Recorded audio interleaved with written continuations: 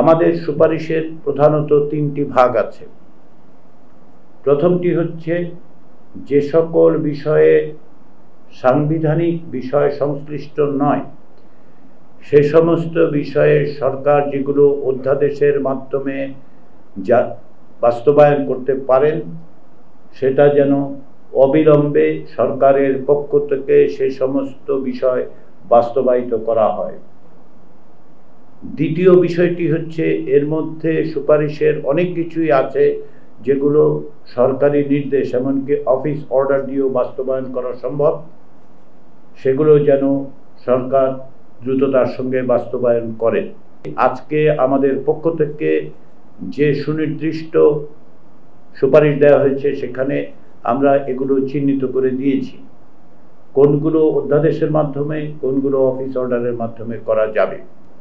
রাজনৈতিক দলগুলোর সাথে আলোচনার ক্ষেত্রে আমরা লক্ষ্য করেছি যে সাংবিধানিক বিষয়গুলোতে অনেক বিষয়ে ঐকমত্য আছে, কিছু বিষয়ে ভিন্নমত আছে।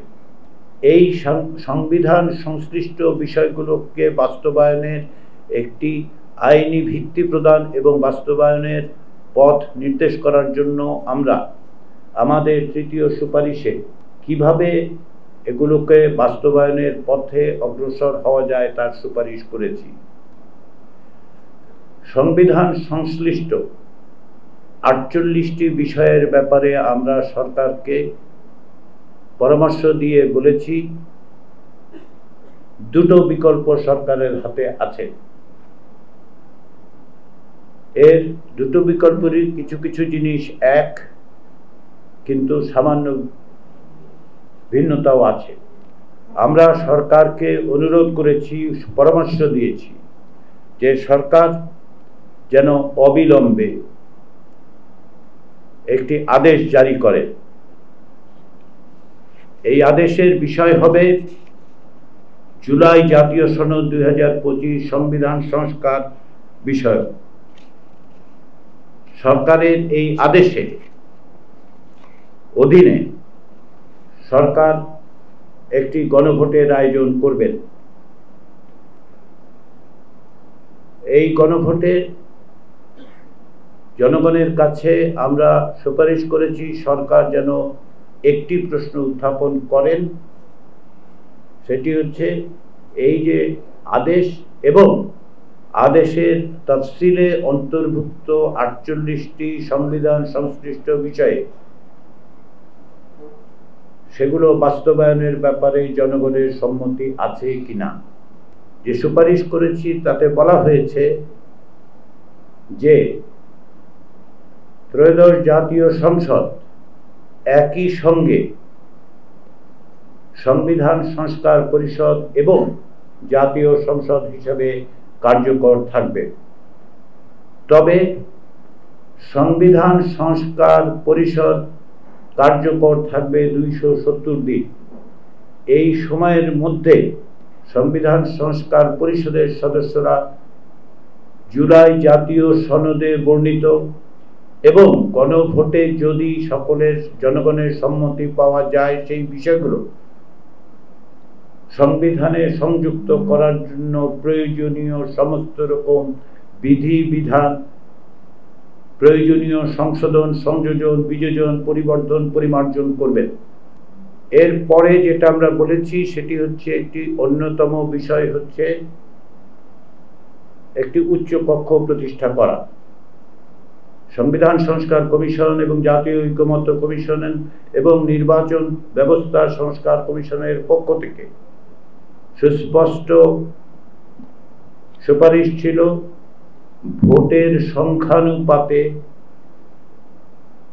100 সদস্যের একটি উচ্চ কক্ষ প্রতিষ্ঠা করা।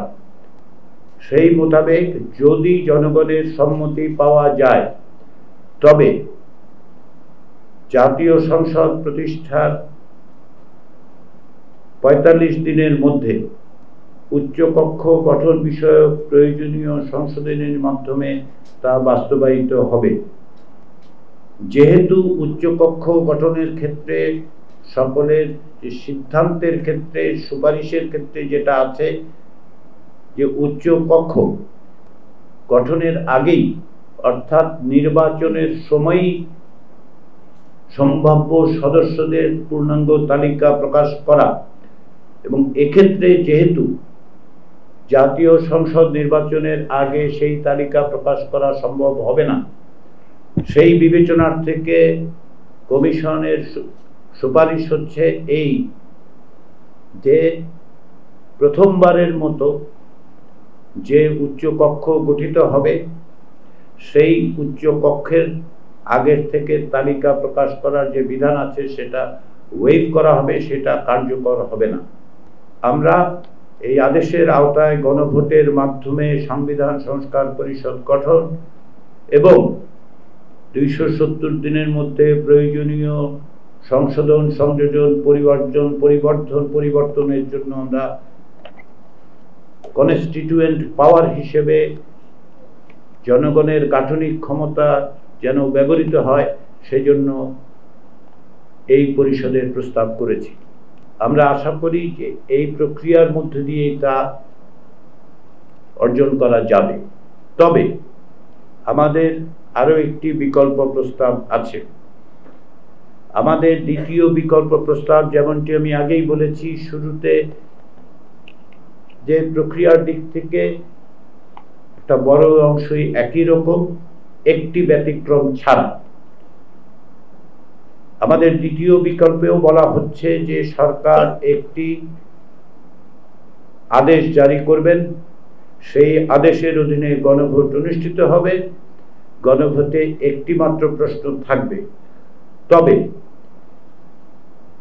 ওই আদেশের তফসিলে যে 48টি বিষয় আছে সেগুলো অন্তর্বর্তী সরকার সেগুলোকে বিল আকারে প্রস্তুত করেও জনগণের সামনে উপস্থাপন করতে পারেন।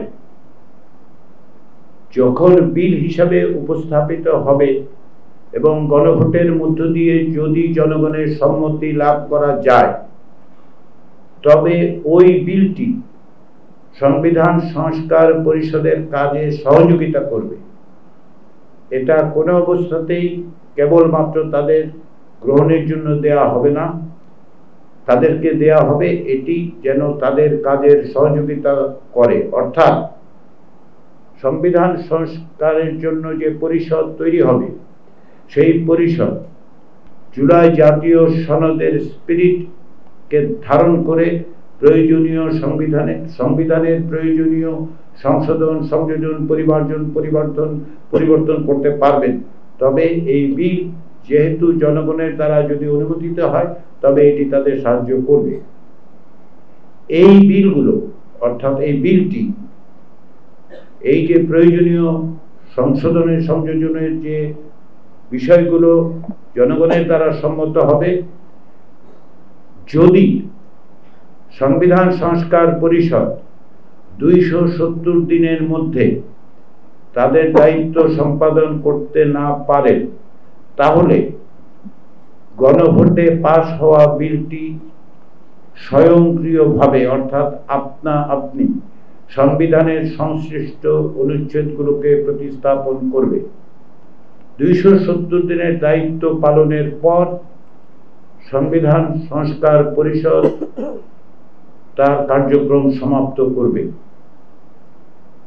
নির্বাচনের পর থেকে জাতীয় সংসদ হিসেবে কার্যকর থাকবে, যদিও জাতীয় সংসদের সদস্যরাই সংবিধান সংস্কার পরিষদের সদস্য হচ্ছেন। তথাপি আমরা প্রস্তাব করেছি জাতীয় সংসদের সদস্যরা একাধিক ক্রমে জাতীয় সংসদের সদস্য হিসেবে এবং সংবিধান সংস্কার পরিষদের সদস্য হিসেবে আলাদাভাবে শপথ গ্রহণ করবেন। সংবিধান সংস্কার পরিষদ তার নিজস্ব রুলস অফ প্রসিডিওর তৈরি করবে। সংবিধান সংস্কার পরিষদ জাতীয় সংসদের যিনি স্পিকার হবেন তিনি সংবিধান সংস্কার পরিষদের সভাপতিত্ব করবেন। তার অনুপস্থিতিতে ডেপুটি স্পিকার ওই পরিষদের সভায় সভাপতিত্ব করবেন। তাদের উভয়ের অনুপস্থিতিতে সংস্কার পরিষদে গঠিত সভাপতি প্যানেল থেকে ওই পরিষদের বৈঠকে সভাপতিত্ব করবেন। আমাদের দৃঢ় বিশ্বাস সংবিধান সংস্কার পরিষদ তাদের দায়িত্ব পালনে সক্ষম হবেন এবং কোনো অবস্থাতেই এমন পরিস্থিতির সূচনা হবে না যে সরকারের দেয়া বিলগুলোকে স্বয়ংক্রিয়ভাবে বাস্তবায়িত করতে হবে।